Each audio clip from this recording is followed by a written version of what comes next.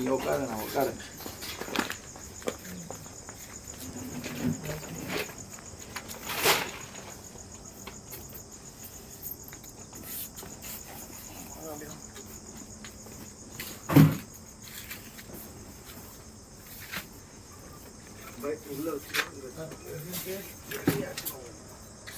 எடுத்துக்கணும் பசங்க இருக்காங்க.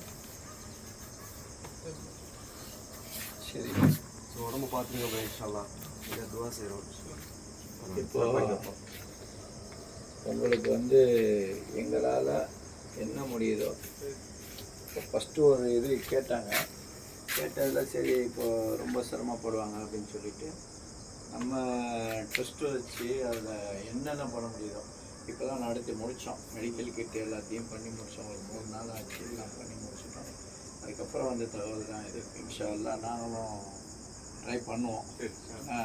இது ஒரு வீடியோ போடுவோம். அது ஒன்றும் பிரச்சனை இல்லை, உங்களுக்கு ஒன்றும் இல்லை.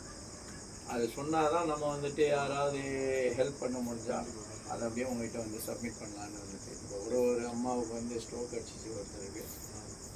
2 பேர் வயசான தம்பதிகள். அவங்களுக்கு ஒரு 20,000 ரூபாய்க்கு வாடகையை ஏற்பாடு பண்ணி கொடுத்துருக்கோம். தொடர்ச்சியாக இதை மாதிரி நம்ம வீடியோ போட்டு அதில் மூலிமா நம்ம மஹல்லாவில் நம்ம ஏரியாவில் உள்ளவங்க வந்துட்டு கருணை உள்ளவங்க ரொம்ப பேர் இருக்காங்க. அது வந்து ஸ்ப்ரெட் பண்ணணும், அவங்களுக்கு எத்தி வைக்கணும்.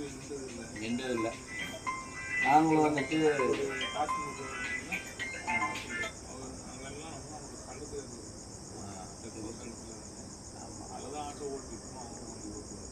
ஆட்டோ ஓட்டுநர் தான்.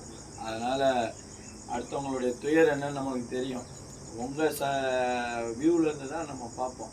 சரி, சப்போஸ் நம்மளுக்கு அப்படி ஆகியிருந்தால் என்ன பண்ணுறது அப்படின்ட்டு. அப்போ உங்களுடைய இதில் வந்துட்டு நாம் வந்துட்டு எட்டி வைக்கிறது நம்ம கடமை.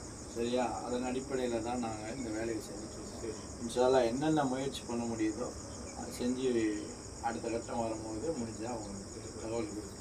சரியா? அது வச்சு நல்லபடியாக ஆகிடும். சரியா இருக்குங்களா? ஒன்றும் இல்லை, அதெல்லாம் எனக்கு பிரச்சனை இல்லை. அதுக்காக தானே நாங்கள் இருக்கிறோம். சரியா? சரி, வச்சு 2:30 மணி ஆயிடுச்சு.